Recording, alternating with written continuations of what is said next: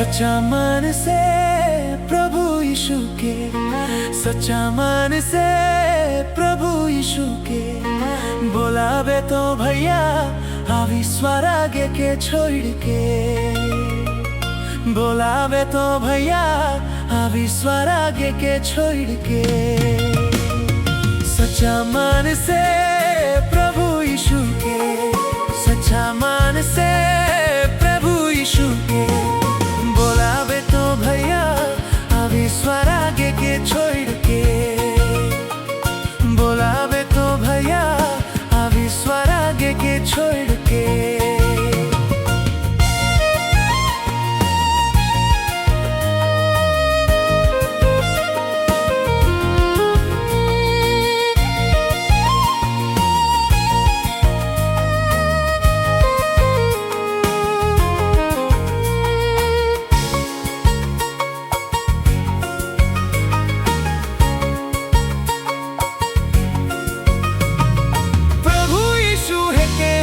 पाप क्षमा करैया, प्रभु यीशु है के हमर जीवन देवैया।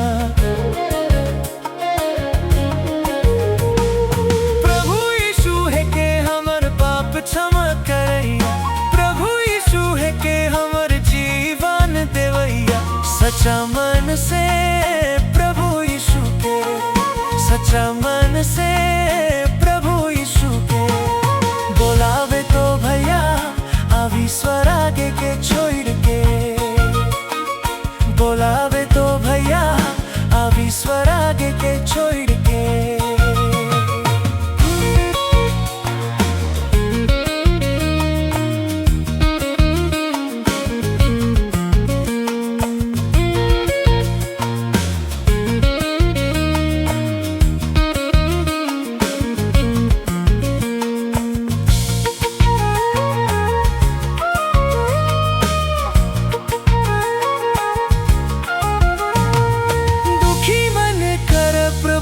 के दुख हरैया, जीवन रूपी डोंगा कर ओहे है के खेवैया। दुखी मन कर प्रभु है के दुख हरैया, जीवन रूपी डोंगा कर ओहे है के खेवैया। सच्चा मन से प्रभु यीशु के, सच्चा मन से प्रभु यीशु के बोलावे तो भैया अभी स्वर आगे के छोड़ के, बोलावे तो भैया अभी स्वर आगे के छोड़ के।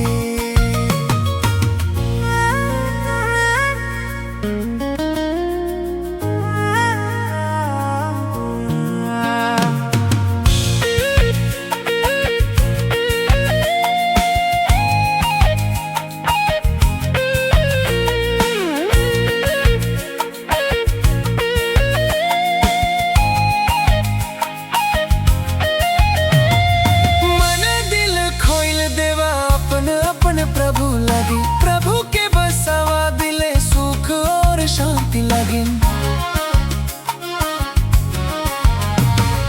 मन दिल खोल देवा अपन अपन प्रभु लगी, प्रभु के बसावा दिले सुख और शांति लगी। सच्चा मन से प्रभु यीशु के, सच्चा मन से प्रभु यीशु के बोलावे तो भैया अभी स्वर आगे के छोड़